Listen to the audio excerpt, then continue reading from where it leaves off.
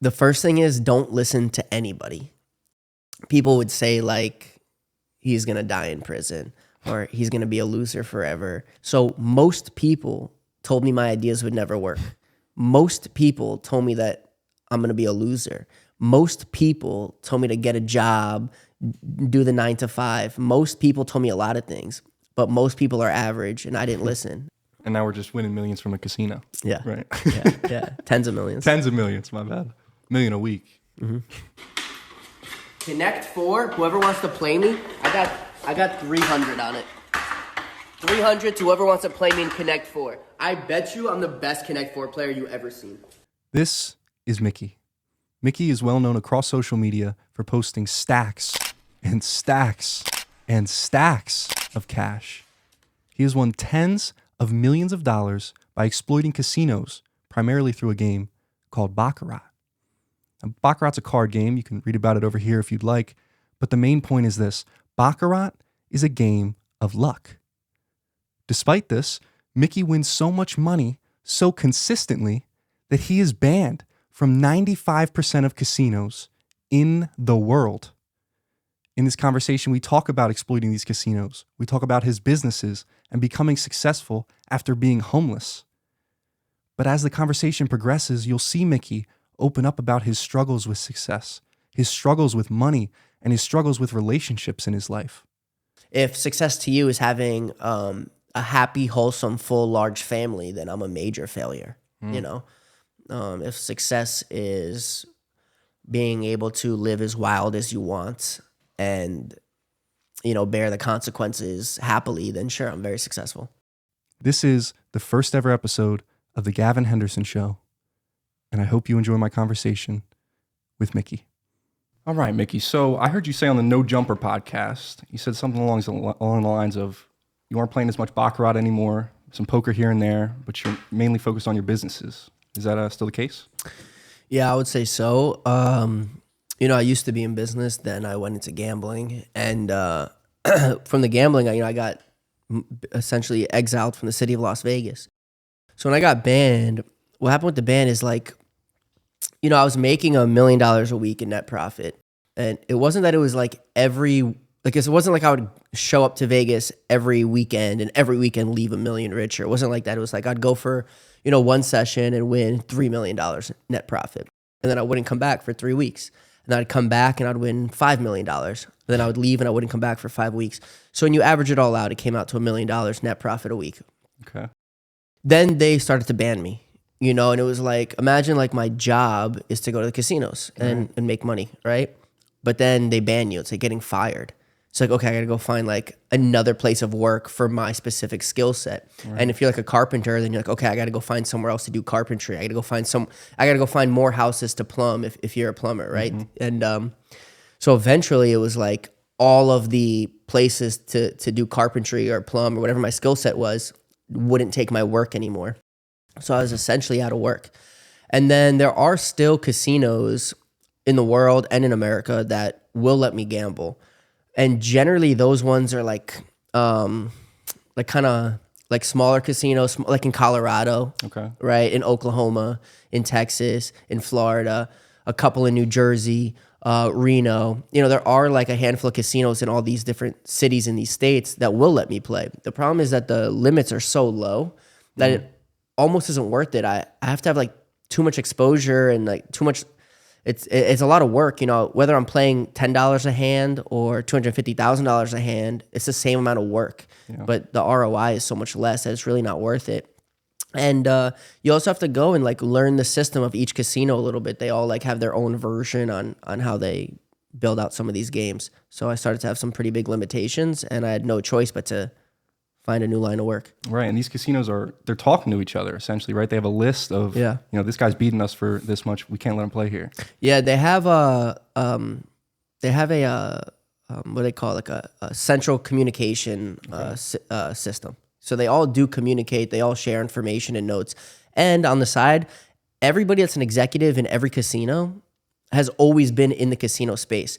So if they're an executive, for example, at MGM, you know, 10 years ago, they were an executive at Caesars. Mm-hmm. So their best friends, their wives, their husbands, they're daughter or son is also now in Caesars, even though they left and went to MGM. They just call their best friend and they'll be like, hey, bro, let's grab some beers tonight. By the way, what's up with this guy, Mickey? He's beating you too. So Wow. there's really no way around the communication. How do you think this relatively recent explosion on social media, how do you think this has affected who you can trust in your life, who you can trust your time with, who you're able to allow into your life? Well, I would say that it's a little bit of a double-edged sword. I think that first, the obvious answer, which is it made it more difficult to figure out who I can trust, right? Because so many more people are now exposed to me and what I have and what I can do for them and how I can help them and what they'll get out of if they convince me to trust them. Right. So we have that obvious one where I got to keep guarded. But the other side of it is it also helped me find people that I can trust.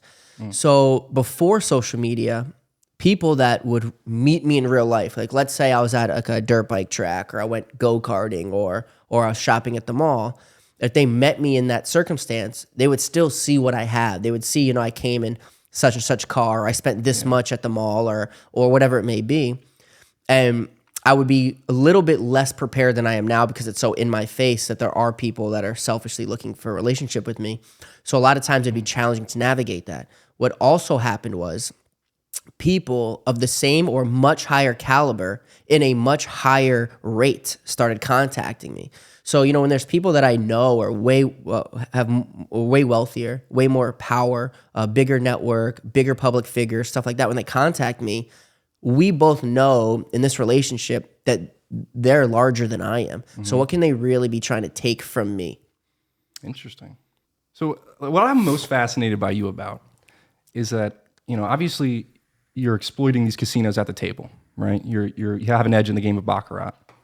And I think, everyone in the gambling industry is fascinated by you because of that. Everyone loves to see the house get exploited.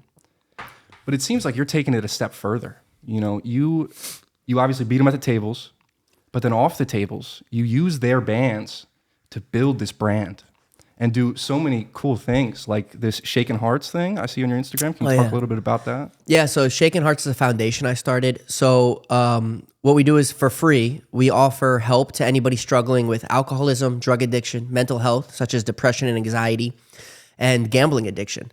I know that a lot of people, like influencers and celebrities and whoever, it's very uncommon for me to see them offering something that they don't gain from and helps their fans and the consumer.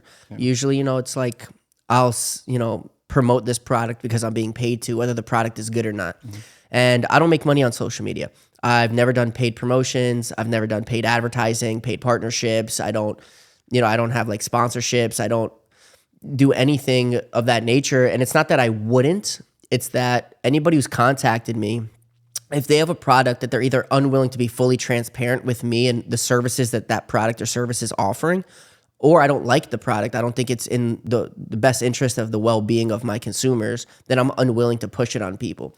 Right. I think that I've been put in a position of influence and power, and I get a lot of exposure. And I think that a lot of people can be manipulated and persuaded to spending their money on things that aren't good for them, things that are even harmful to them. So I'm not really into all that. So anytime someone's contacted me, which is like 10 times a day, right, I say, I need a deep dive. I'm going to have my team audit your books, and I want to know what the product is. I want to know what the service is. I want to know what we're really working with before I push something, ill-intended on my consumers. So when it comes to Shaken Hearts, I don't drink, I don't drug, I don't curse, I don't go to strip clubs, I don't make material or financial transactions for sex, I don't eat pork, I don't eat sugar, I don't drink caffeine, I don't, I don't do a lot of things like that, and it's all for my own reasons. But because of this, a lot of what actually happened was a lot of the rappers I'm around, they knew that I don't drink or drug, or a lot of them are abusing drugs and alcohol. Mm-hmm. And promoting it in their music. Right, and promoting, exactly. And a lot of their managers also know I don't drink or drug, and I'm in the scene a lot. So a lot of them have reached out to me and saying, hey man, can you teach me how to stop drinking or drugging? Mm. So I would, I'll help anybody I can. And slowly what I found was they wanted to repay me for it. And I was like, I don't need money, I'm okay. And I go, well, what can we do to make it right? And I said, offer help to somebody else. Right. So they started talking on their Instagram pages and TikToks, and they'd be like, hey, Mickey helped me in my sobriety. He can help you too. So then I said, I need to find a way to make this efficient. So I created a foundation with a lot of volunteers, and we offer totally free of charge, no money at all. I don't care how rich or how poor or what condition your life is in. If you're looking for help with any of those issues, our foundation for free will find you help. That's amazing. Yeah. Yeah, seriously. So I mean, as somebody who was in that position, you know, you were addicted, you were homeless, all of this stuff. And now I'm sitting at a table with a man who's banned from nearly every casino in Vegas. Yeah. You know, you're basically becoming an angel investor, you know, going back to your entrepreneurial ways. Right. My question for you is this: was there a specific moment you can look back to and say, like, this is where everything changed. This is where I decided to make a change? Basically, when I was in like middle school and high school, I was like a really wild kid, and people would say like he's gonna die in prison or he's gonna be a loser forever. And I had all these dreams and aspirations, and I used to speak on them all the time, like, hey, like I'm gonna be something one day. And everyone's like, yeah, whatever, man, you know. And as I got older, all my friends that had abandoned me, my girlfriends that left me, and you know, they all were justified to do that. I can't say they were wrong, because at the time I was only on a path of destruction and death. But as I got older, I watched them living good lives, getting married and having kids and getting cool jobs. And, you know, they just leased the brand new Audi and all this. And here I am, like, in and out of homelessness, in and out of incarceration. And I said, everything that they ever said about me was true. And I am a loser. And I felt hopeless. And I just was so tired of like watching them succeed where I thought that I should be way ahead. And there I was, like everything that they said I was, that I said I wouldn't be. And I was just tired of that. Yeah. So what advice would you give to somebody who might be in that position now? The first thing is, don't listen to anybody. If you listen to everybody, all right, so the word average is like a synonym for common, right? So most people, it's their common, right? The majority, the average, you know, it's the most, that almost like generic, it's the baseline. So most people by definition are average, right? You have people below average and you have people above average. And they're both outliers, the above and below. The only thing that's not an outlier that is consistent is the average, which is most people. So most people told me my ideas would never work. Most people told me that I'm going to be a loser. Most people told me to get a job, do the 9 to 5. Most people told me a lot of things, but most people are average, and I didn't listen. Right. And now my stats say that I'm above average. That's right. And if you want to be above average, you got to trust your vision. Yeah. Yeah. So what do you think, looking back, you would have defined success as when you were at that moment in your life? Where you felt like everyone was against you, no one believes in me. What do you think success would have looked like for that of yourself? You know, somebody asked me this one time in private. I had a mentor in my life. I mean, he's still in my life, but he had asked me maybe 6 years ago. We had a similar conversation, and you know, my whole life at this moment, we'll call it 6 years ago, it was like, how do I make money? How do I do better in business? Like money, money, money, and I had like little concern for like other things, like such as relationships. And he had built himself an incredibly successful life himself, financially. And he said, why is your life so driven on money? And it was essentially the same question with the same answer. And I said to him, when people have a dream in life, like to play baseball, they know that they're successful they're a successful baseball player when they make it to the MLB. If somebody had a dream to be a basketball player, they know they're a successful basketball player because they're in the NBA. When you're in the NBA, how do you even know at that point that you're a successful basketball player? Well, we have LeBron last night. He scored, you know, the all-time high, points. You know, so there are markers of success in most avenues. The one avenue that doesn't have a marker for how do you know when you're successful is financial success. There's no way to say, like, you know, to somebody who doesn't have anything, if they did one thing and they made 100,000, they can say, wow, I made it, I'm successful. But to a guy who's been making 100,000 hand over fist, he would have to make 1 million before he can say, oh, I made something. Right. But the guy who makes 1 million all the time, what is he gonna? When does he know that he's successful? And then the guy that makes 100 million, how does he know when he's successful? So it became really challenging to describe a view of success. I knew that there was not going to be markers. So the statistics I had to build was like receipts. So the bigger my bank account was, the more receipts I had, the more stats I had to show how successful I was. But the truth is there was really no marker on that. I just knew I wanted more and something bigger than what I had, and I felt hungry for that every day. And do you still feel that way now? I feel that way now, except for the last month, I've been feeling like I've been having like an existential crisis. I've been getting really confused on my goals. I've been getting really confused on what success I'm chasing. Right. And I'm really not sure the answer. You know, if I had nothing today and $1 million tomorrow, would that do anything? Probably not. If I had nothing today and $100 million tomorrow, would that do anything? Sure, but what would I do with that 100 million? How would I feel when I got that 100 million, right? I had nothing today and I woke up tomorrow with 100 million. How am I going to feel? I'm going to feel the same way I felt today. Right, and what's next? Yeah, what's next? What do I do? Like, I love going go-karting. Okay. I love riding dirt bikes. I like BMXing and skateboarding. I like snowboarding. I like going to comedy shows. I like watching movies. I don't need $100 million to do any of those things. Right. So with $100 million tomorrow, I'm going to do the same things I did today. So I'm really confused now on what I'm supposed to do with money and what money really means to me. Wow. What do you think the best piece of business advice you've ever received was? The best piece of business advice I ever got was, the most successful businessman is not the one that doesn't get screwed. It's the one that gets screwed the least. How much do you feel like you've been screwed in your life? A lot. But the thing is that sometimes I have to let it happen because the energy. So if I commit to a deal, right, and the deal's going to yield me, let's pretend $10,000 a month. And I know in real life I'm watching myself being taken advantage of, and there's another 2,000 or 3,000 on the table that my partners are, shilling and putting into their own pockets that really was mine.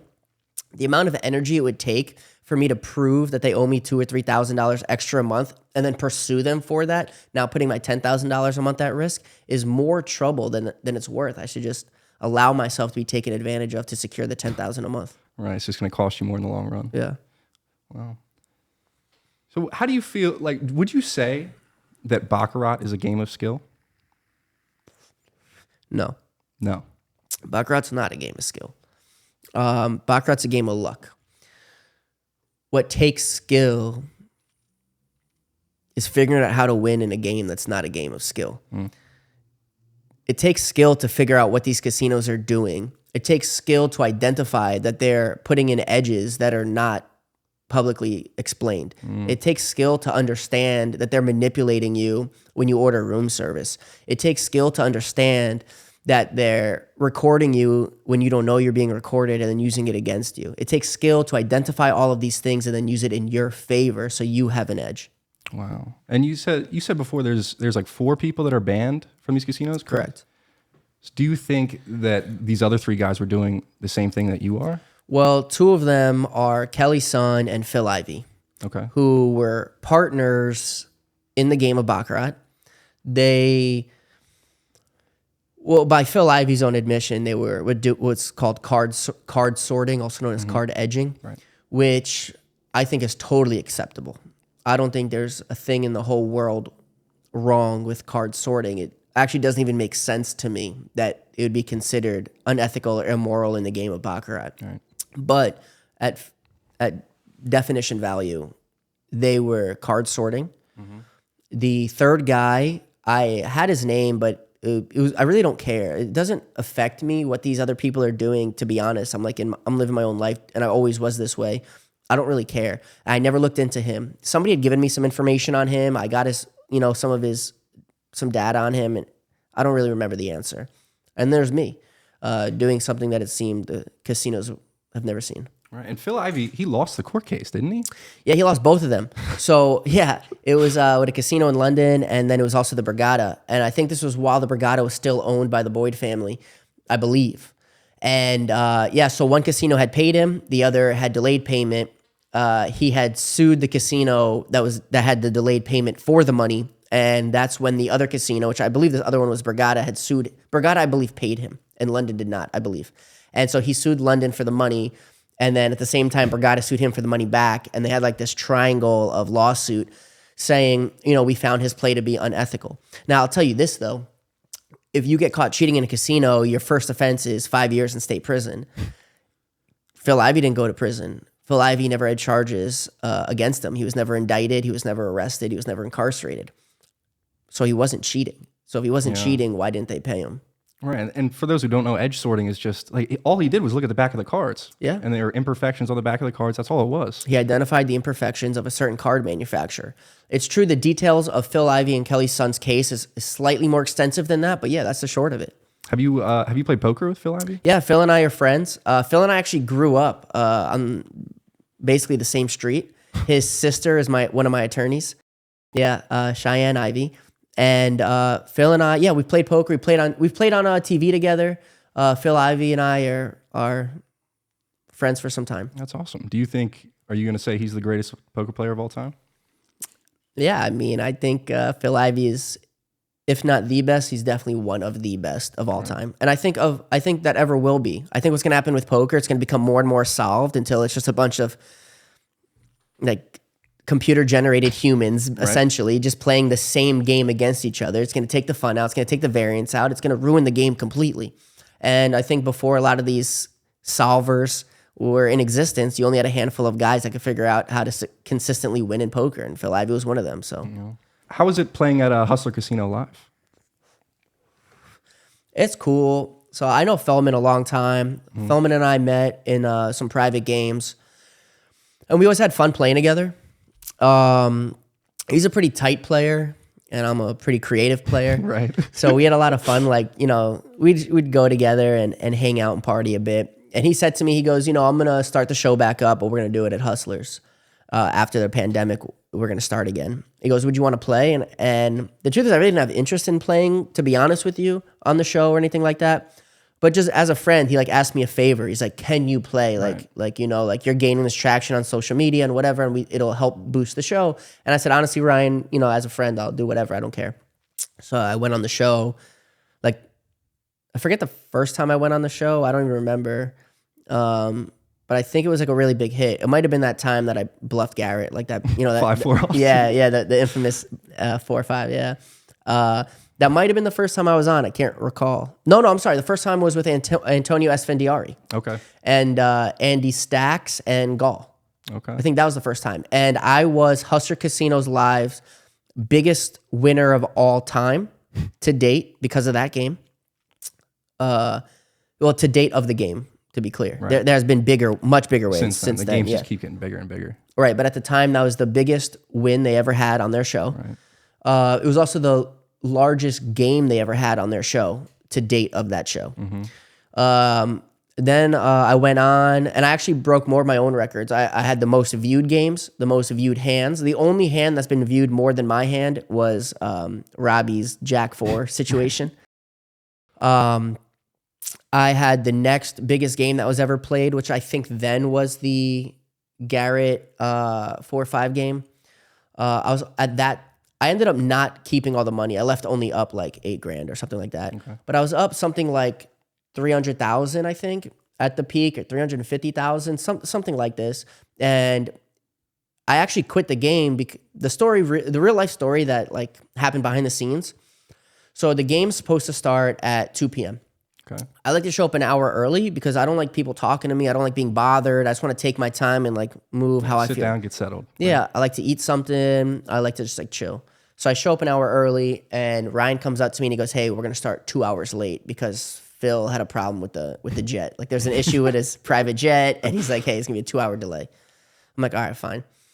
So the game was supposed to end at like 7 p.m. So when 7 p.m. hit, I was up like 350,000, and I left the table. Like I took my mic off, like I'm ready to go. And I'm walking through the casino towards the exit, and Feldman came up to me. I saw him sprinting from the like production. The production room's upstairs. There's stairs and a locker room, and then you come out there. And I like seen him like running out of the stairwell. And he comes up to me and he goes, "Mikki, please play for 2 hours that we missed from Phil being late. We want to add the 2 hours to the back end. Please play." And I said, "Absolutely not. Like, I don't want to do it." Yeah. And he's like, "Please, like, this is my last friend favor. Please just sit back down and play." Yeah. And I said, "Bro, I'm telling you right now, it's not going to be what you think it is. It's not going to be good for TV. I'm going to blind out for 2 hours." And anyway, I just I can't control myself sometimes. So I ended up playing more. And despite, like, I was super resentful. Like, I did not want to be there, but he was a friend and I said yes. So I ended up losing, like, back the 350,000. I left up like 8,000 at the end of it all. But when I had left at that time, it was the next biggest win that show ever had. And it was also the most views that any poker hand in history ever had up until the Jack 4. And so I broke a lot of records on that show. I also created the first ever celebrity poker game for that show, which is when it might have been the first. I think it was the first time I ever brought Ryan Garcia. It was the first time I ever brought Fora. Adam 22 played. Jahan Sweet played. I forget who else was there. I don't mean to be rude to the other players. I just can't remember exactly. And that was the game. So I created that game and I did it on their show, again, just to help Ryan. And I wanted to play the game.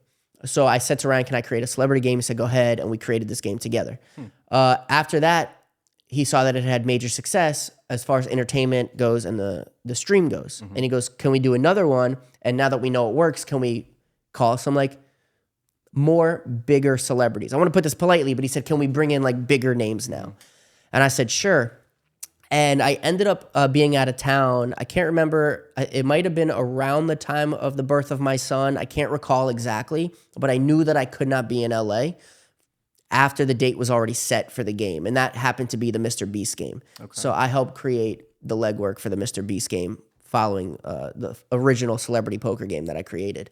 So I did a lot of things on that show that I don't really get credit for. You know, I was their biggest winner. I created the first ever celebrity game. I helped create the basis for the Mr. Beast game. I got the most streams that, you know, any poker stream has ever had. I got the most views any poker hand has ever had in history, minus the Jack 4. I was the biggest winner they ever had.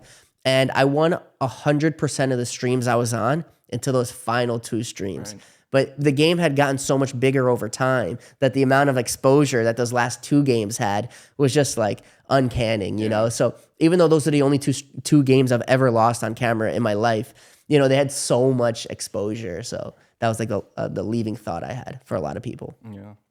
So you mentioned private games before. Do you play in a lot of private games? Yeah, I used to play in private games 5 days a week. Wow. Like a full-time job, just private games 5 times a week? Yeah, I mean, the lifestyle was super lit, bro. Like, you know, like there'll be like, you know, 10 out of 10 women in lingerie or less walking around, serving you from our Michelin star chef in the kitchen, serving you, I mean, I don't drink, but, you know, serving the other people top shelf liquor or, you know, party favors or, you know, whatever they're into. And it was, you know, all the games, all the tables were riddled with, you know, billionaires and public figures and celebrities and things like this. So the lifestyle was really fun. You know, the women were there to have a good time. The guys were there to have a good time. Lots of money flowing. And so, yeah, it was the lifestyle more than it was the money. Right. Lots of fish? Yeah, there's a lot of fish. There's a lot. Also, what's interesting is most of the private games are PLO, especially the high stakes. So what's interesting is, yeah, there's a lot of fish. There's actually a lot of World Series of Poker bracelet winners, main event winners, other types of World Series of Poker bracelet holders that play in these games, because the difference of Hold'em to PLO is night and day. So even though last year they may have won the World Series of Poker's main event, the next week they'll be at a PLO game, you know, with average skill in comparison to the other alleged fish and other alleged pros at the table. Wow. What do you think? What do you think I heard you say before that your biggest loss in one session was $8 million, right? And then you ended up making $9 million, so you were up $1 million for the night? Correct. What do you think, or what was your biggest loss where you had to just pack it up and head home for the night? Well, I never technically had an official loss or losing session. But the reason for that is I had the bankroll to keep playing almost forever. Just until you won. Right. So even if I lost, I would just say to Ian or whoever I was with, we're not going home in the morning. Right. You know, we're going to stay longer. And we'd switch casinos, another buy-in, another, you know, whatever it is, and keep playing and playing until I finally won it all back. So what do you think your longest session was doing that? Like sitting at a table for one period of Or time. let's say without sleeping. You know, you might be bouncing from casino to casino, but When I won, my biggest single session win was the 11.5 million, right? And that one was over the span of 7 days. So I guess that could be an answer. okay. I also one time spent 3 months. So I used to live in the casinos, but I spent 3 months chasing one loss. And that actually ended with the story. I did an interview a long time ago where I had $200 left, and that $200, I ran it up to $800,000. $200 to $800,000. Yeah. Wow. I gave a whole interview on it. It's on my TikTok. It might be on my Instagram too, but it's like one of my first ever videos. It got like, I don't know, something like 15 million views or something like that. Wow. Yeah. I filmed it actually before I even had social media. I just filmed it because it was a cool story. Yeah, your Instagram at Dirty Goth Boy, right? At Dirty Goth At Boy. Dirty Goth Boy. And boy is BOI. Yeah. Okay, I just want to say that is a fascinating spot to be at. Yeah. Thank you, man. Yeah, when we first connected, I checked out your story the one day, and it said you posted it was $100 bills on your face. Oh, yeah. And you said something along the lines of, "If it ain't about money bag emoji or peach emoji, don't bother me." That's exactly right. Right. So, you know, a lot of these celebrities have PR teams dedicated to posting. Like, what's your strategy when it comes to Instagram? I do whatever I feel like. Right. Ain't nobody's gonna tell me otherwise. I understand that a lot of these celebrities have these PR teams that tell them what they can and cannot post, but it makes sense why, because they make a living from it, right? They have to stay marketable. They have to stay like within the like realm of what a brand will want to sponsor and get behind. You know, like if they're promoting Pampers, for example, right? If Pampers offers a big enough bag, almost anybody will take it. If you're promoting Pampers and then the next post after this Pampers post is you like sniff and blow, Pampers is probably going to drop the endorsement. Right. Well, I don't have endorsements. I don't really care. Everybody could suck my dick. So I just post what I feel like posting. But it's funny. That's what you saw. You know that I haven't made a single post since that post? Really? Yeah. I don't know if you noticed. So I put this series, it lasted like 24 hours. For 24 hours, I posted like the series of posts. And I felt that a lot of people were wasting my time and taking advantage of me in ways that weren't beneficial to me at all. Okay. So people would call me like, "Hey, yo, come on out. We're going to go do this thing. We want you involved." I'm like, I don't really want to do that, but what you're promising me is something that is going to help another goal I have. So, okay, I'll do it. And I'll show up and it won't be what they promised. And I say, man, I put a lot of work into this and I'm not getting what you agreed I would get. I said, I need you to stop calling me. Then the next day, somebody else would call me and say, "Hey, like, can you help me do this thing? And this is what you'll get for it." And I said, "Yeah, I'll do that." And it wasn't always like a direct monetary compensation. Matter of fact, I think favors are worth way more than money. So when someone says, you know, "I'll owe you one if you help me with this," that to me is worth more than, "Hey, I'll give you 20 grand if you do this video with me." Wow. So I'll show up to do these things and then they won't come through with their favors. And I got really tired of that. So yeah, I made a post. I actually really liked that post. I forgot that I made that. I said, "I've been getting plenty of money and pussy on my own. So if you ain't bringing me more money or more pussy, stop distracting me." You know, I was like, you know what I mean? Like, I'm already getting money and pussy and you're not. So how are you going to call me to offer me some? Right. And it seems like there has to be a ton of people just trying to exploit you and use the platform you've built. You know, you said there's a billion people who follow the people you follow, right? Or Yeah, the for people sure. follow you. For sure. Yeah, there's a billion people that follow the people that follow me. Wow. Yeah. So do you enjoy hanging out with these rappers? Well, they're normal people, like, right? So the same question is, do you enjoy being around people? And it's the same answer. Some people I enjoy being around, some people I don't.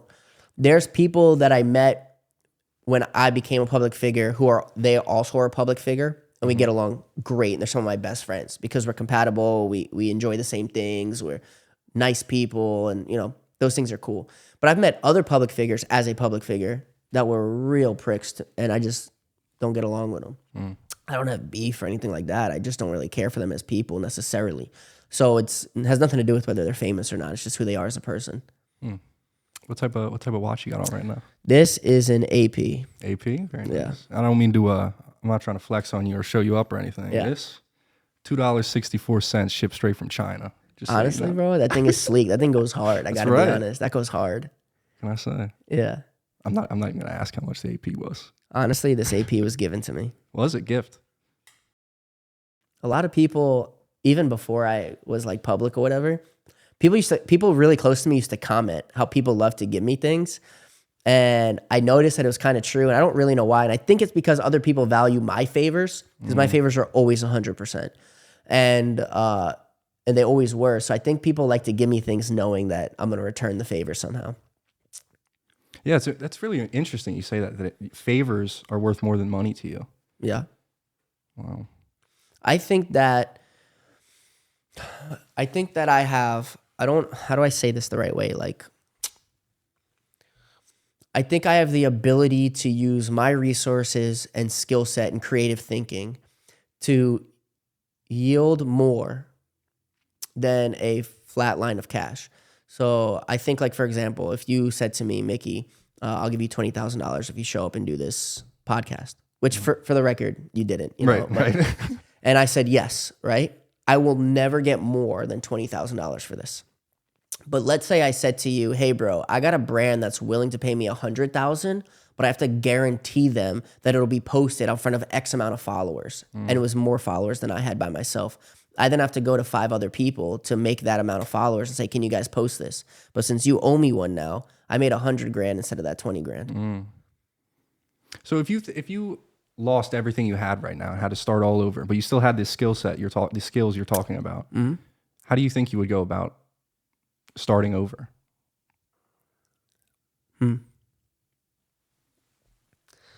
I think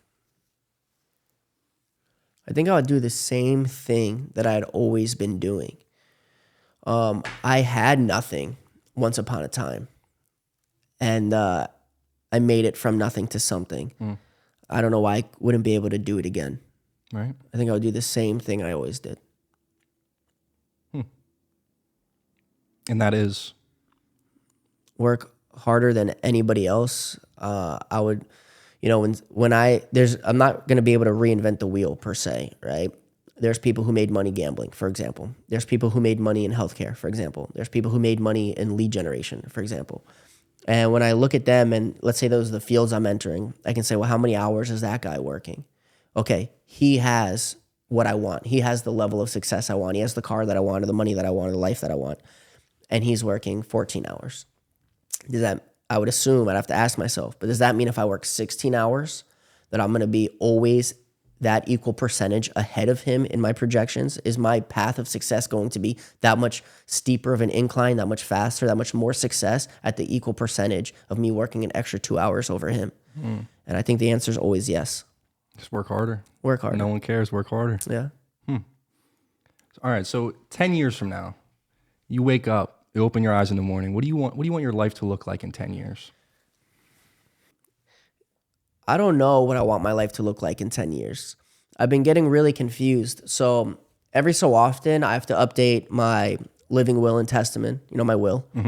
And there's other things in place. To explain the other things in place are very common for people who have like an estate or something like this.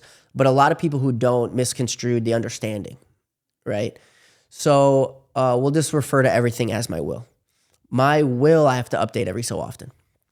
And I'm going through it right now, and I think it's helping to perpetuate this existential crisis I'm having. I'm having to really reflect on the people in my life, the people that may be in my life, and the people that may not be in my life, and who do I think is going to really be there for me when I'm not there. And in 10 years from now, I haven't really been able to consider it recently because I'm having trouble considering not just right now, but also in 70 years from now, you know, after I imagine I passed away. So between those two times of my life, now and the far future, I'm really struggling to get a grasp on what those should look like. What should it look like now? Do I have the things I'm supposed to have? So for example, in my will, I have to talk about what's going to happen to my estate when I pass away, right? Well, when I reflect now, whose name do I put on the will now? I say who's in my life, who deserves it, who earned it, and who do I think is going to have problems with it. For example, if I leave something to somebody that I have a fear that they're not going to be prepared to handle it when they get it, then am I hurting them more than I'm helping them? So as I'm reflecting on this now, I'm saying to myself, I think I'm missing certain key elements and relationships in my life. And then I say to myself, in 70 years from now, will I have those? And if not, how do I get them? So the 10-year mark is actually something I can't really consider at this time. Trying to just focus on the now. Yeah. Through this reflection, I just noticed, like, let's say both my parents are gone, which I imagine they will be. Okay, so I can't leave anything to my parents, right? Okay, so who do I leave things to then? And there's other people in my life, and I'm not going to go on to name everyone in my family and my circle, but as I'm going through it, I'm saying who will be able to handle it, who will make best use of it. I'm actually donating nearly all of my estate to charity when I pass, but that also has to be handled. So what happens in a scenario where, for example, somebody has to be in charge of getting that money from the estate to the charity. Well, if a lot of my net worth, we'll call it, is in assets such as real estate, which it is, what happens to the real estate? Does that mean that the charity is going to own the real estate, or do we have to liquidate all of the property and give the cash to the charity? And if we do that, then let's say that they get a piece of the property, then who gets the rest of the property? And then who manages the property? So do I have somebody in my life I can trust to manage whatever value of all this property is and will be, hopefully in about 70 years or whatever it is when I die of natural causes?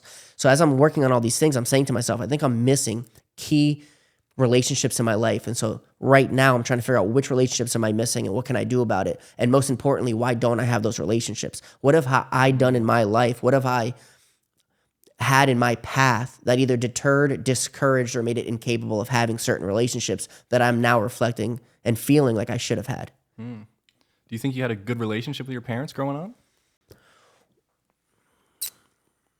I was a really tough kid. Okay.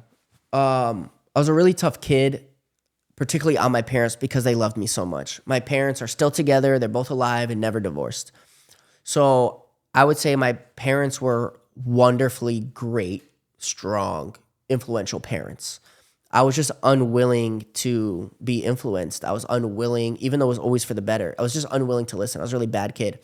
So, at some time in my early teens, they had to give up like the ability to raise me. And I got kind of passed around a little bit. And I don't mean to say that like in a negative way. Like I wasn't thrown out.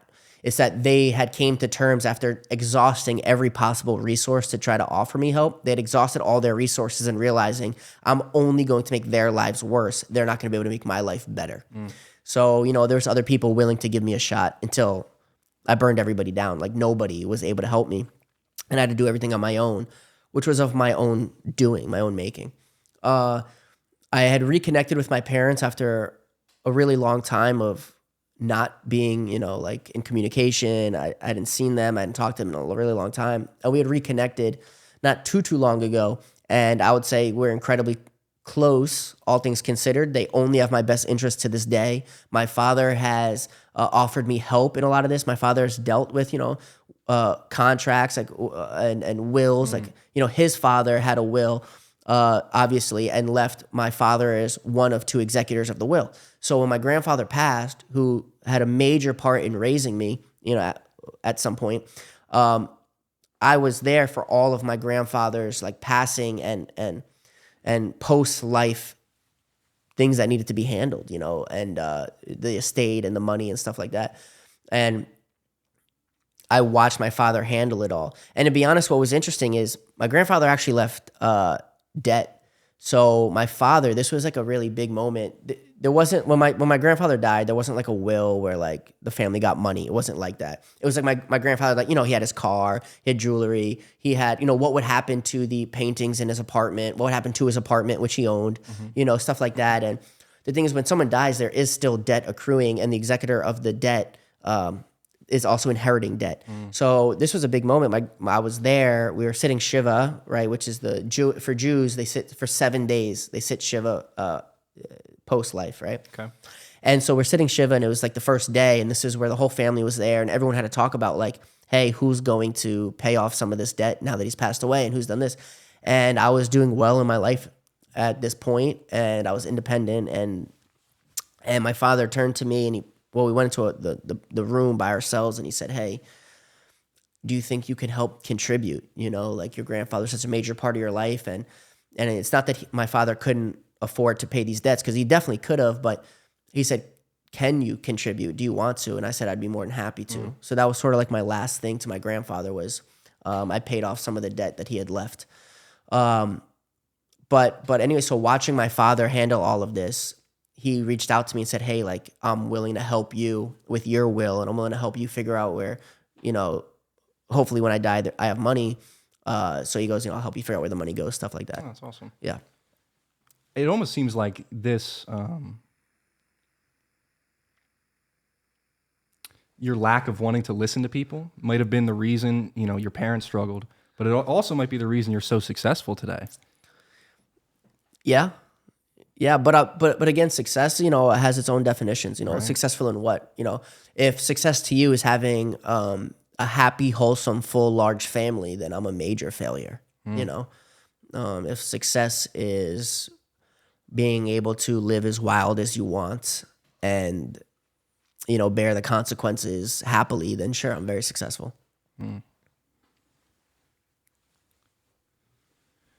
So you mentioned earlier you have a son, is that right?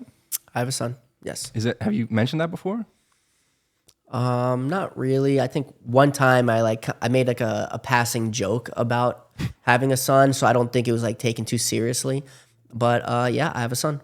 Okay. And how have you taken your experiences from childhood and maybe implemented that into your son's life as a father? I don't think I'm using my experiences to benefit my son's life, unfortunately. I don't think that my strong suit is that, because what ended up happening in real life is I'm like paralyzed in fear, and I'm petrified that, you know, my father only gave me the best advice. And even some of the advice I remember as like a really young child that he gave me, I wish I listened to it because it really was the best advice.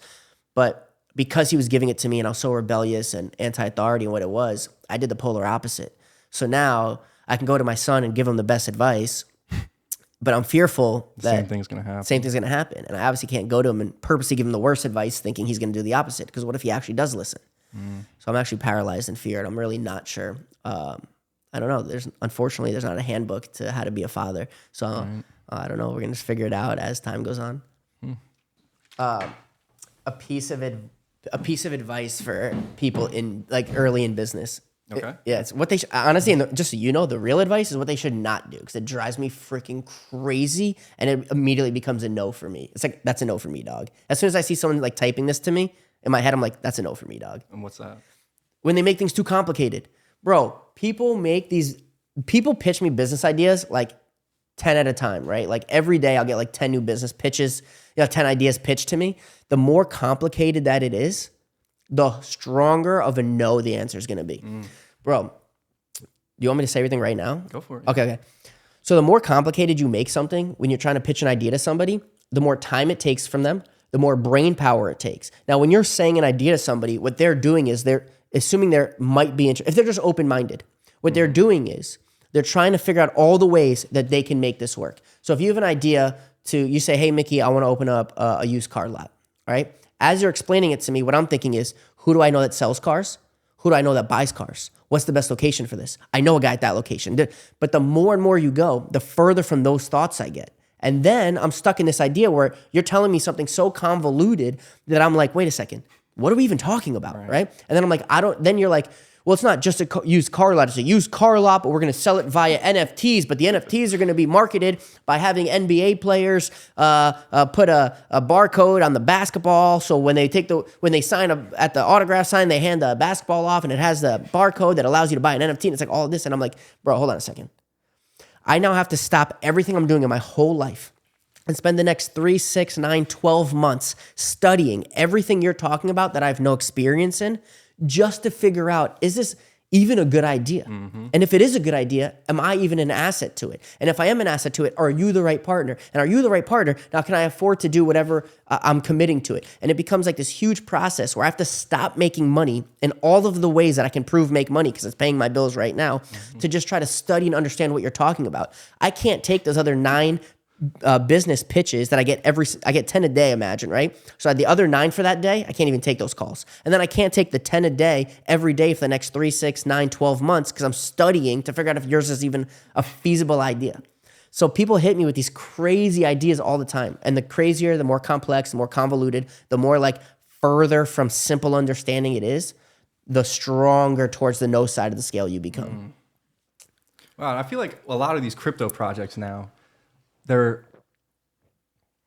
made for crypto people. If you don't understand anything about NFTs, you're never going to use this thing, and that's a big problem. And I think over the next few years, that's what we're going to see is utilizing this blockchain technology. But the engineers have to make it so my grandmother can use it, right?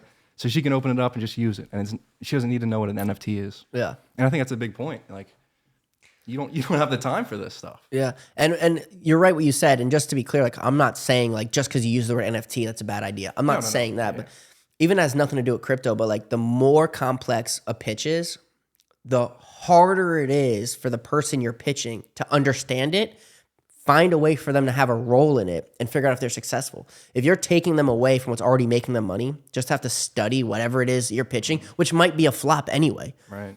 Successful, smart people will just say no as fast as they can so they can go back to making money the way they can prove makes money. Is there any specific business you would like to get into in the future? I think Hollywood stuff is really cool. Like entertainment? Yeah, I think entertainment is really cool. I think that like I'm not necessarily job hunting, right? Like I'm not necessarily like I have to find something that makes money right now. I think more so I've been fortunate enough to be willing to work hard enough to build a life that allows me some freedom. So now I just sort of do what's fun. So I think entertainment is fun. I think like movies are fun. I think TV is fun. I think music is fun. So I've been fortunate enough to be open-minded enough, to be willing enough, to work hard enough to build a life that allows me to pick those fun things now. So do you want to be behind the scenes? Do you want to be acting? Do you want to be... I think it'd be really cool to be I think it'd be really cool to be acting. I think it'd just be cool to be on camera. Like imagine like, bro, something that like social media did for me, for example, is let's call it like 3 years ago when I was anti-social media. I didn't have any accounts. I didn't have social media, none of that. 3 years ago, I would watch TV and I'd be like, that's my favorite actor. Or I'd be on YouTube watching a music video, or in my car listening to the radio. I'd be like, that's my favorite rapper. That's my favorite song. I'd be like, I'd go to a comedy show and I'd be like, that's my favorite comedian. And then through social media, every single one of those men and women have contacted me. They've all slid in my DMs. I've never like outwardly reached out to any of them. They hit me up and they're like, hey, I've seen you on such and such, whatever. It looks like we shared this, interest in common. Like we should be friends and bond over it. Yeah. So now I'm friends with all of like these people that like I grew up idolizing and whatever. And I just think it would be cool. Like imagine I was in like a big movie, right? I can go home, watch that movie and say, I am the guy that as a kid I used to look up to. Right. And I think that'd be really powerful. And are you working towards that? Yeah. Yeah? Awesome. I got some movie deals and I got some TV shows. Wow. I just finished filming a TV show about a month ago. We have some movies that are like actively being filmed now.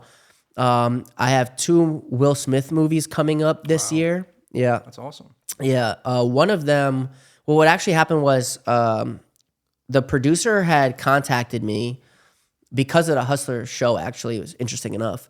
But long story short, contacted me and said, hey, there's going to be some aspects of gambling. Can we hire you as a consultant so we can make sure that all of the scenes relating to gambling are accurate to gambling? And I said, sure, no problem.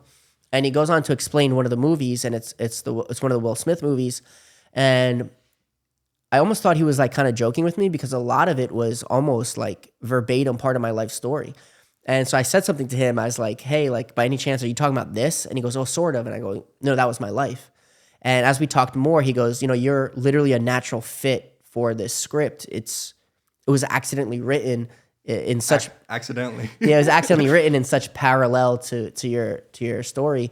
You know, do you want to be in it? You'd make like a great you know, like I'm not like a main star. I'm not like a real actor. I'm not an actor. Let me get that out of the way. Like straight up, I'm not an actor, right? And like I couldn't pretend to like be certain roles. Like I have tattoos on my face. Like, you know, I am whoever I am. But he said he goes, can we put into this consulting agreement that you'll also be an actor? And I was like one of the cast. And I was like, yeah, that'd be like super cool. Yeah. And then that same producer is producing another Will Smith movie right now. So I go in April to film for that one. Yeah, and it almost seems like, especially for a movie about gambling and stuff, you don't even have to act. Right. You just show up and be yourself, and it'll work perfectly in the script. So did you actually work with Will Smith? Have you seen Will Smith like on set? No, not yet. Okay. No, so that's coming up. Yeah, so this year, April is when I do filming for the first one, and then immediately following that, we get into filming for the second. It's the same production company. So they try to like knock everything out like while they can, you know, like saves costs. It's efficient for them. So they're going to be running back to back both films. So starting in April, I film for that. Oh, that's awesome. Yeah. All right. So you're acting, focusing on your. Oh, you also mentioned you were doing almost angel investing, right? You're investing into people. Yeah. So this one is like it's not like super concrete. It's not like that real of a thing where I can like market it like I'm doing this. Basically, I had this idea. You know, all these kids back in the day were hitting me up like, "Yo, can you play my song on your Instagram story?" Mm-hmm. And if you ever, you know, you follow my Instagram, and although I've been radio silence on all social media since those posts, I haven't made a single post. I've been completely absent. The last post I made, it says, "If it ain't about money or pussy, don't call me." Right? Don't bother me. Yeah, don't bother me. Hibernation mode. Exactly. I did hibernation mode. I put that right. And since then, I haven't made a single post. I've been totally inactive. Losing thousands of followers every week. I do not care. Right. So, what was your original question? What did we just talk about? We said you went from acting. Oh, the angel investing. Yeah. But in the beginning, people were asking me to post their music on my stories. Mm-hmm. So yeah, so if you follow my page, like you'll know, like I don't really ever make hard posts. Like all my juice is in my Instagram stories. My Instagram stories are lit. Right. I know. That's an understatement. Yeah, for real, right? So these kids kept asking me like all different like local up and coming rappers, whatever. Like, yo, can you post my song? Can you post my song? And I was like, send me your song. And I'm like, homie, I got to be honest, I don't really like your song. You're not going to convince me to use it. Mm-hmm. But once in a while, I'll get somebody who sends me a song. I'm like, yo, that song's lit. I like that song. I'm going to be listening to this song. So if I like the song, I'll play it, post it. And I started thinking, why are all these people asking me? Like, I'm not a rapper. Like, why are they asking? And I realized it's because every single like A-list rapper follows me. Every manager, every agent, executives at all the big record labels, all these like powerful and influential people in hip hop and even outside of hip hop, but in music, follow me. So all it takes is one of those people one time to hear one song that they like and ask me for that kid's information, and that kid's whole life changed. He has a career for the rest of his life. Exactly. So I started thinking like, how can I really make better use of this? How can I make it more targeted and really like help more? So I had this idea that I was going to start investing in early entertainers' careers, and it was going to be all entertainers, comedians, because I love comedy, right. Athletes, the same way that I'm involved, like I would say on like the elite level of music, I'm also involved similarly on the same level in certain sports. So I can help the people, potential future professional athletes the same way I could help, you know, future possible musicians. So I put this out for comedians, musicians and artists, you know, rappers. I forget what else exactly, but anyway, I just like a way to help people that want to do something entertainment.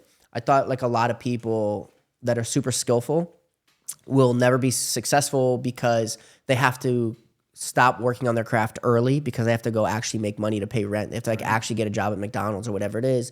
And when they're working McDonald's, they can't exactly be in the broom closet like laying raps, you know? And then also they'll realistically, like nobody will ever be followed. It's like almost nobody will ever have the chance to have a follow from the people that I have a follow from. So even if they had money and quit their McDonald's job to just like lay raps all day, how are they ever going to get it in front of those people? They're probably not, just realistically, but I can. So I can help these people. So my concept was if I give them money early, that they don't have to go commit crime to go make money so they can, if they sell drugs at night, they can spend all day in the studio. But if they're selling drugs all night and they get caught once, then they're in jail. They'll never be in the studio. So if I can just give them some money early on, then they don't have to sell drugs or commit crime to afford studio time and not working at McDonald's. And in addition to that, I can also get them their craft, their pitch, them lunch. I can do whatever I want. I can get them in front of the people that can change their lives and make a career. Right. So I started working on that a bit. I have a couple of athletes, in my portfolio. I have a couple of rappers in my portfolio, but it's really hard. And because I'm not from the space, I don't want to pretend I'm from the space. I really don't understand it, and I have to rely on other people to kind of help guide me. So it's a slow process, and we'll see what comes of it in the long run. Something that came of it is one of the executives at BlackRock contacted me.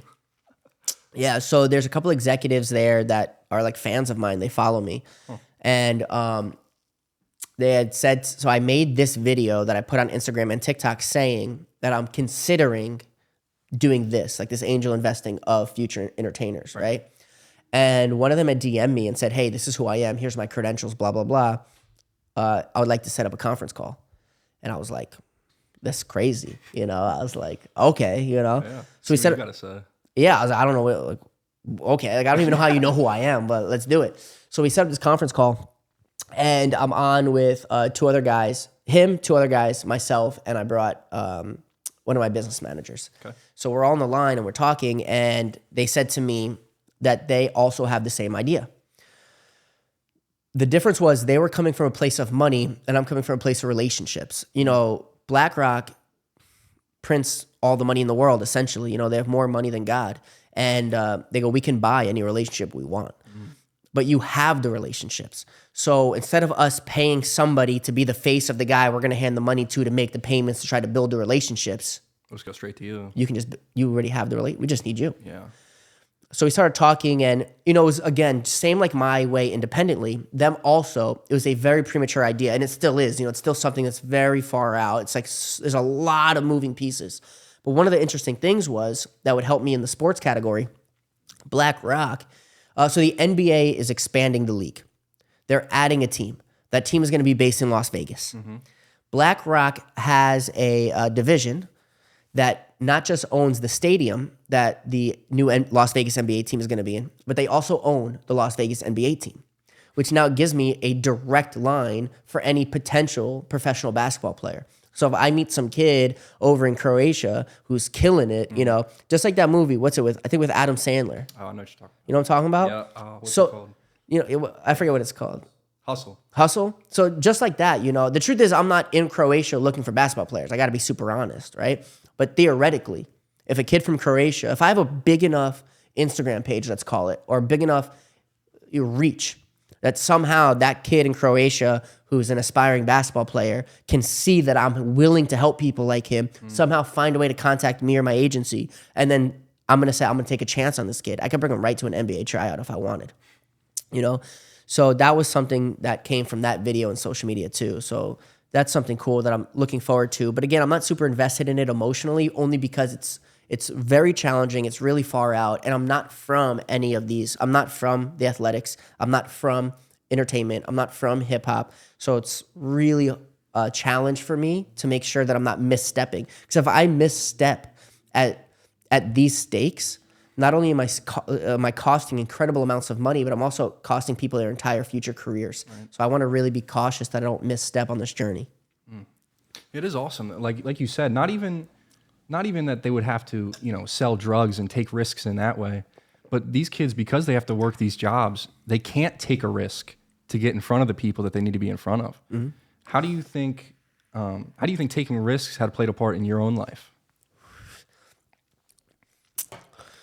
Well, I mean, I'm quite literal by definition a gambler. Right. So my whole life has been taking risks. I reflect sometimes and I wish that I didn't take any risks. Sometimes I really wish that I was just normal. With great highs comes great lows. And sometimes those lows are hard to sustain. Sometimes they are what are perceived to be unsurvivable lows, and they're really challenging and they're really hard.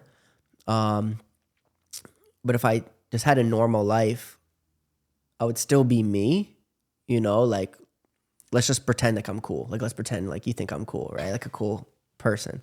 I would still be cool, but you wouldn't have to worry, am I going to disappear for 3 months and not answer your phone because I'm out on some eccentric belief that if I do this one study in this one city hard enough that I'll be good enough in this other area to be super successful in that area. Like you don't have to worry about these weird things. You don't have to worry that something in my life's going to fail. I'm going to go into like incredible, painful depression. You're not going to have to worry that I'm going to live so on top of the world when I'm in my manic, you know, up, right? That I'm going to be like, that you won't even be able to reach me emotionally because I'll be so far up and elated and just high on life that I'm not even reachable and you can't even have a real relationship with me as my friend.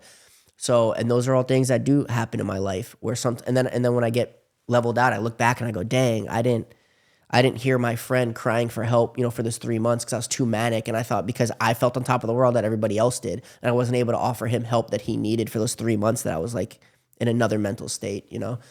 So sometimes I'm like, if I was just normal, life could be smoother, life could be easier, could be calmer, and I could enjoy the fun without all the bad stuff.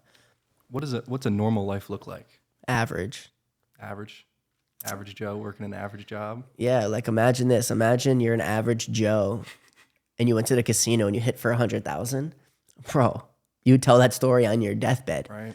But if you're not average and you hit for 100,000, you're like, it's a Tuesday. Yeah, you're like, but I need 1 million. So then you go for the 1 million, then you lose that 100,000 or whatever it is, you know, and it just like totally like skews your perception of reality. And it's the reality that some people live in, including myself. So our actions also follow this illusion.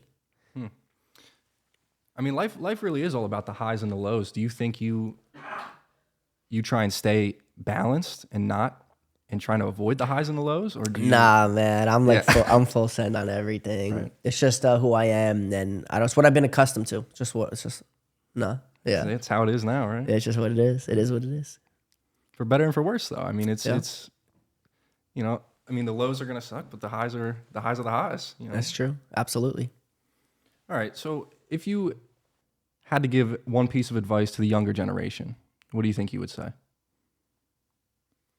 I'd say stop being too cool for things. I think that a lot of people fail to live a good life because they think they're too cool to try something or do something. And I see those people around me all the time, and I do as fast as I can, I get away from them. I think that if you think you're too cool to work hard, if you're too cool to get a job at McDonald's, if you're too cool to drive, you know, some beater, if you're too cool to be yourself, if you're too cool to sing karaoke at a crowded bar, if you're too cool to do all these things, then you're never going to experience life. And I think you're really wasting every chance you have to enjoy life. Right. Maybe not even if it's just being too cool, but I feel like people think too much and don't act enough. You know, how has that played a part in your life? Just doing, acting, you know, stirring the pot and see what happens. I'm a major action guy. I do. I actually have an interesting reason for that. When I was maybe I was like a freshman in high school, I always hung out with the older kids that were all like 17 to 20, right? And I don't know, how old are you when you're a freshman? Like 13 or something? I don't know. Something like that. 15, 16, something. Whatever 15, I think. Whatever it is, right? So I was freshman and these guys were like seniors and up. And I had this belief that people just talk to talk. People just say things just to say things. Like we're sitting in a room and all the homies are there. Someone will be like, wouldn't it be so cool if we went to a theme park today? And everyone would be like, yeah, that'd be awesome. I love theme parks. And then they're on to the next conversation. But by the end of the day, you sat on the couch the whole day just having conversations about doing things. I had one friend. His name was Harrison. Harrison wouldn't let you finish the sentence before he's standing up walking to his car. So as soon as you had an idea that he liked, if you were like, wouldn't it be cool if we went to a theme park today? Before you finish saying today, he's walking with his car keys like, you guys coming or not? And only some of us would go. And we would go to the theme park, live this awesome day, come home, and these guys are still sitting on the couch talking about all the things they want to do today. Right. And I'm like, wait a second, the day's over. I remember the first time I recognized this, I actually said to myself, can you do that? And I was like thinking to myself, like to Harrison, who just stood up to walk to get his keys. I'm like, can you do that? Can you actually just go right now because you want to go? And I realized, like, through the action of just doing it with him, yeah, you can. And I didn't miss the opportunity to have fun at the theme park. But when we came home, those dudes are still sitting on the couch talking about going to a theme park. Right. You know, and yeah, I think it played a huge role. And that, like, drove me to this day to just be an action guy. Shout out to Harrison. Yeah, shout out to Harrison, big time. He's probably made it, right? I mean, with that type of mindset, is he? I think that I mean, I think that he's enjoying his life. He and I like don't communicate that often anymore, like very rarely. He had a younger brother that I was also really close with. He and I communicate, and both of them seem to like really be living like really good lives. That's awesome. Again, yeah, I'm more like observant of his younger brother Jeff, and Jeff, from what I'm watching and when we talk, is like really like he's now an action guy, 100%. You know, when he wants to go, like I'll see him, he'll just like be snowboarding. He'll just like be here. He'll be there, like travel, fly, mountains, this, that, and just like really enjoying his life. Yeah. So your tattoo removal, is that still a thing? Are we? Yeah, I've been removing them for 4 years. 4 years now. Yeah. And is your plan to get rid of them all, or is it? I mean, my whole from the top of my head down to my toes is tattooed. So yeah, if I can snap my fingers and have no tattoos, I would, but it's not real. So we've been focusing on my face. My face used to be super tattooed. Like before social media, I didn't even like really take many pictures of anything because I wanted to live things while they were happening, not, you know, after they were happening. So I didn't even take like a lot of photos of myself. So there's not that many photos of me that exist before social media. But if there was, you would see like my face used to be super tattooed. Right. And why is it that you're removing them? Is it? Tattoos were a terrible idea. Okay. Everything that like wiser older people told me about tattoos was true. I just didn't want to hear it. Right. But also my answers to them were also true. I used to believe like if you're going to judge me because I have tattoos, then you're the type of person I don't want in my life anyway. That was true until it came time to like buy a car or buy a house or make business deals with partners that didn't know me on a personal level. Right. And it's not that I wanted them in my life. I needed them. I need you to sell me this house. Like I need a place to live. I need you to agree to this business deal because I need to pay my bills. But they're looking at me like, are you an absolute maniac? If you're going to tattoo your face, which is yours for life permanently, what are you going to do to us? You know, and it would scare them away from engaging with me. And there's a lot of other examples where it had a negative impact. You know where it had positive impact? Nowhere. I mean, it definitely. Do you think your tattoos were part of building your brand, helping you? Bro, my brand was an accident, and I didn't set out to like build a brand. Right. You know, I just did what I just like posted stuff from my life. I didn't ever think. Followed. Yeah, I didn't like say like, oh, I'm gonna create Instagram and become famous. Like I never said that. Yeah. You know, my videos started going viral because people enjoyed my content, and I was like, oh, that's cool, and I was getting cool feedback, and it made me feel good. And I was like, oh, that's nice that people are enjoying my life with me. So I just kept creating content and posting more videos of my life. And I don't know. The tattoos help, maybe, like, because I stick out like a sore thumb on a poker table. They'd be like, I recognize that guy, and their brain will naturally drift to me. And like, I think people's brains are comforted with things that they can relate to. Right. Now, although people can't relate usually to having face tattoos, when they see me enough on their TikTok feed or their Instagram feed or their YouTube videos, their brain becomes familiar and then relate to parts of my story. So subconsciously, I think what's happening is they're relating to what they're visually seeing as my aesthetic, but they're relating to like further depths, like within my story. So when they see me, like for example, on a poker table, their brain is recognizing that's the guy with face tattoos that I've seen a million times. And when I've seen him, I've related to his story. And then their subconscious is saying, I feel comfortable with him. And because they feel comfortable, they have that comfort, they like me. So I think that could be a factor. But I think the same would go if I always had a bright pink hat on and you never saw me without that bright pink hat. I think it would serve the same purpose. I didn't have to permanently disfigure or tattoo my face for people to have that subconscious comfort and support or like me. You know what I mean? Right. I gotta say, you articulate yourself very well. Thanks. Like, do you put time and effort into that? Have you always been this way? I remember you saying like in high school you were smarter, right? Yeah, I was a straight A student, except that I didn't really do a lot of school. You know, I didn't graduate high school, and I was incarcerated and I took my GED and my SATs. I studied by myself with like the law library, and people are allowed to send you certain books when you're incarcerated. So people would send me like GED study books, SAT study books, and I would just sit in the day room all day by myself. I'd put my headphones on so I didn't have to deal with the ruckus and just study. Anyway, so I studied and took my GED by myself, passed, studied, took my SAT.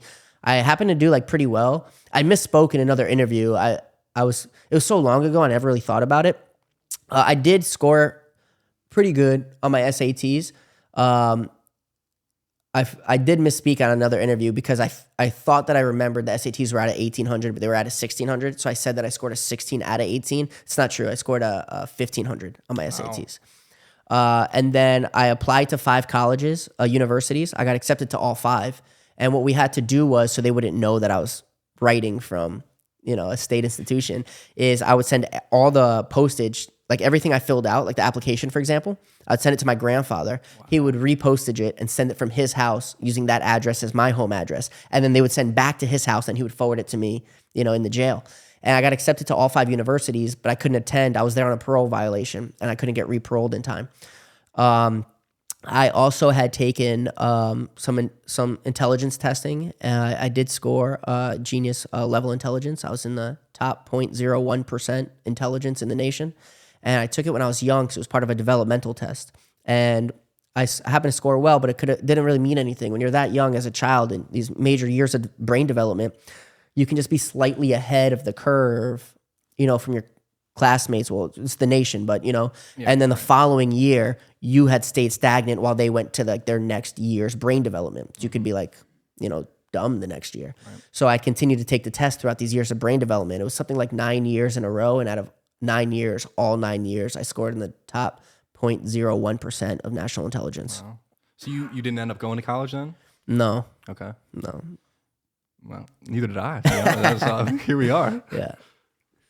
Yeah.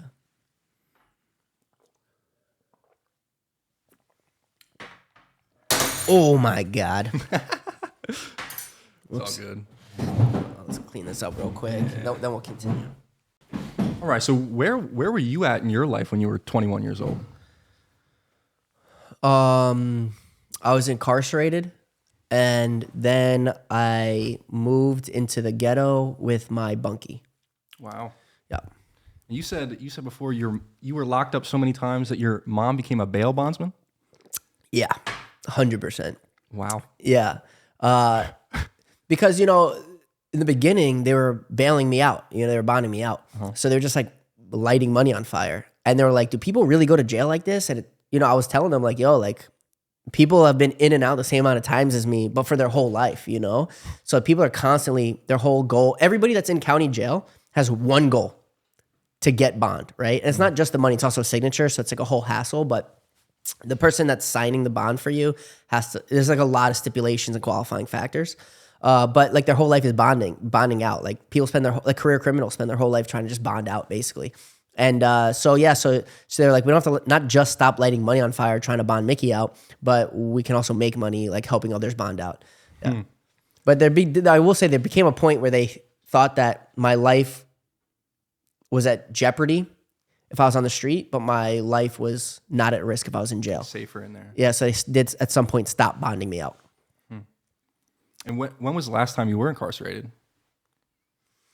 I did like an overnight once or twice, like on some like goofy, on like some goofy stuff. But the last time I was like really incarcerated, I think was at about 21. 21? Yeah, about then, yeah. And you said sober for 7 years now, right? Yeah, I've been totally straight edge and abstinent from all mind and mood altering substances for just over 7 years. December was 7 years. Wow. Yeah. And what do you think you learned over those 7 years? What's the biggest lesson that sobriety has taught you?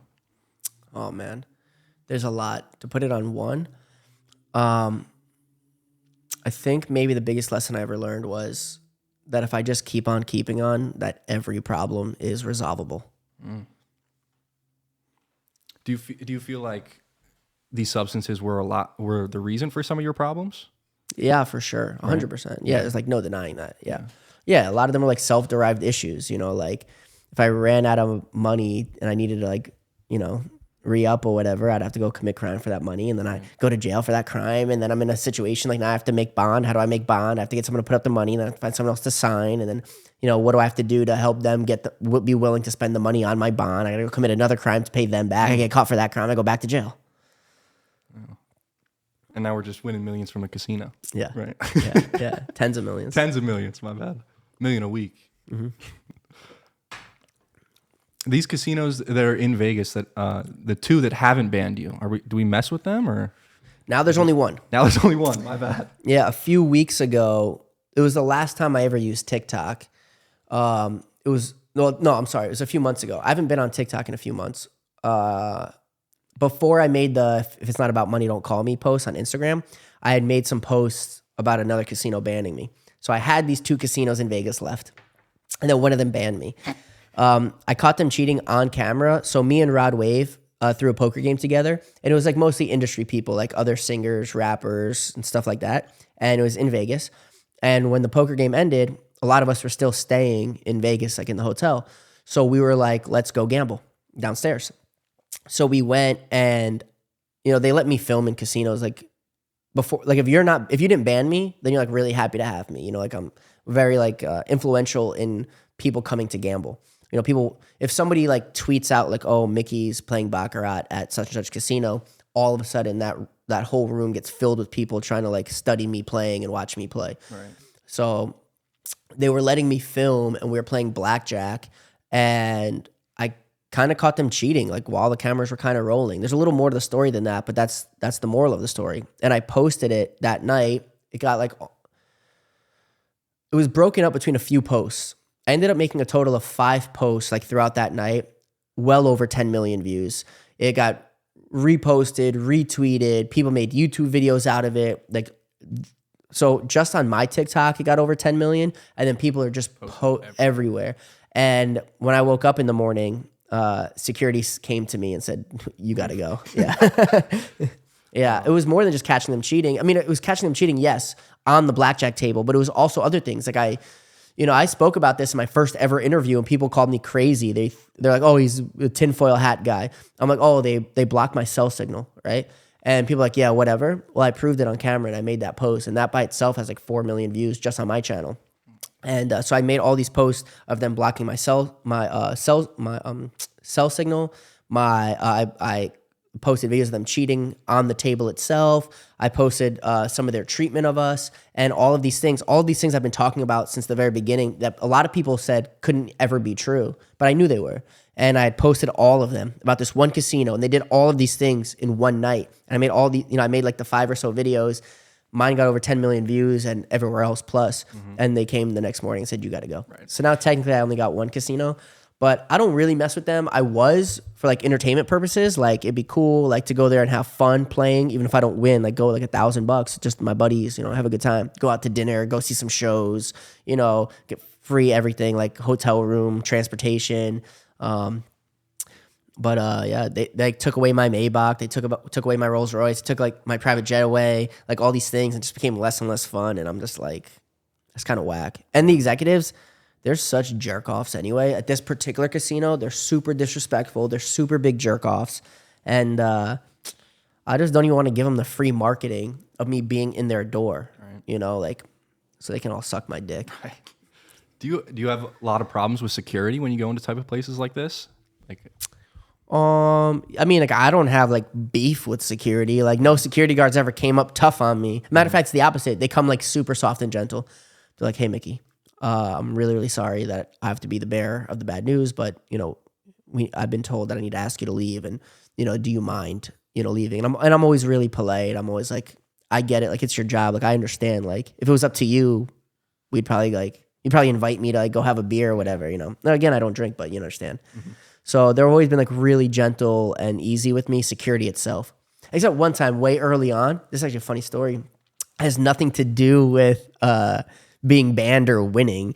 The security guard, this like kid, he was like some like roided out younger kid, and he started mad beef with me and Ian while we were at the cage waiting for our cash, and he ended up getting fired on the spot. But he was out of control. Like I'm like, "Bro, what are you doing?" But other than that, I don't think I've ever had friction with security. Right. It's the executives I have the problem with, not the staff, you know? Are the executives directly talking to you in these situations? Yeah. Well, in general, yeah. So I've talked to like all the, I've talked to board members that own like huge international casinos. I talked to all the presidents, the vice presidents. I've talked to CEOs and CFOs. I've talked to, like casino owners. Or a lot of them some of them are still my friend, but we don't put ourselves in a position to ruin our friendship. A lot of them, whatever. But yeah, generally speaking, I speak to all of the executives at casinos. Yeah. Have you ever thought about opening your own casino, becoming one of those executives, becoming what you hate? It's interesting you would ask. When I told everybody if it's not about money, don't call, I've been working pretty heavy on some pretty big projects. Wow. That's awesome. Do you want to talk about that, or leave it there? I would like to, I think, wait a short bit of time, and then I think I'd be happy to share the news with you first. All right, well, that's awesome. Yeah. I appreciate that. Yeah. All right. Who do you think the best player you've ever played against personally was? Well, John Sin's a good friend of mine. We play a lot together, and he's 2018's World Series of Poker main event winner. Okay. I play with John Cohen. John Cohen is for sure one of my closest best friends. For sure, he is this year's World Series of Poker bracelet winner. Not main event, he won another. He won the Limit Hold'em bracelet. Okay. So he for sure is one of the best. I play with guys, like Danny Aharoni. I play with Elio Saad. So I would say I've played with basically all the top players in the world. And a lot of them are pretty equal. They all have like strengths and weaknesses, and it also depends. We're talking PLO, Hold'em, and what style. Right. What do you think your best game is? Well, out of poker? Out of poker, yeah. PLO. PLO? Yeah, sure. PLO. What type of stakes are you playing in these private games? So actually my best game, my favorite game to play is actually 5-card PLO. Okay. I like 5-card a lot. I'm a big 5-card guy. But there's not that many 5-card games that run, and also when you're using that many cards in a 5-card PLO game, you can't have that many players. So it becomes really hard to like consistently have a nice 5-card PLO table running. But that would probably be my favorite. But I would say for practicality purposes, it'd probably just be standard PLO.